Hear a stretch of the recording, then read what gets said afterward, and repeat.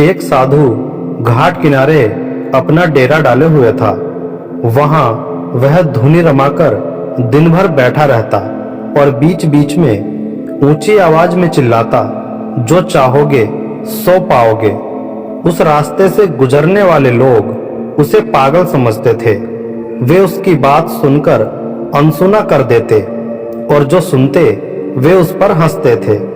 एक दिन एक बेरोजगार युवक उस रास्ते से गुजर रहा था।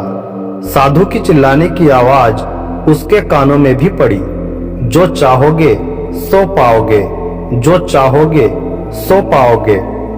ये वाक्य सुनकर वह युवक साधु के पास आ गया और उससे पूछने लगा, बाबा, आप बहुत देर से जो चाहोगे सो पाओगे चिल्ला रहे हो।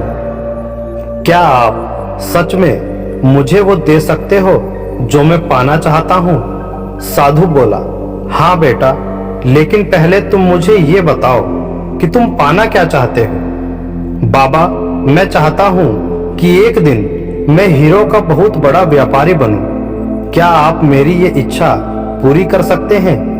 बिल्कुल बेटा, मैं तुम्हें एक हीरा और एक मोती देता हूँ। उससे तुम जितने चाहो हीरे मोती बना लेना। साधु की बात सुनकर युवक की आंखों में आशा की ज्योति चमक उठी। फिर साधु ने उसे अपनी दोनों हथेलियां आगे बढ़ाने को कहा। युवक ने अपनी हथेलियां साधु के सामने कर दी। साधु ने पहले उसकी एक हथेली पर अपना हाथ रखा और बोला, बेटा, ये इस दुनिया का सबसे अनमोल हीरा है। इसे समय कहते हैं। इसे जोर से अपनी मुट्ठी में जकड़ लो।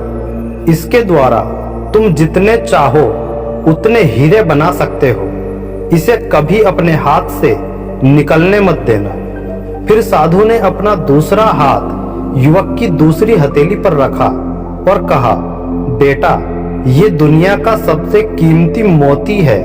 इसे धैर्य कहते हैं। जब किसी कार्य में समय लगाने के बाद भी वांछित परिणाम प्राप्त ना हो तो इस धैर्य नामक मोती को धारण कर लेना।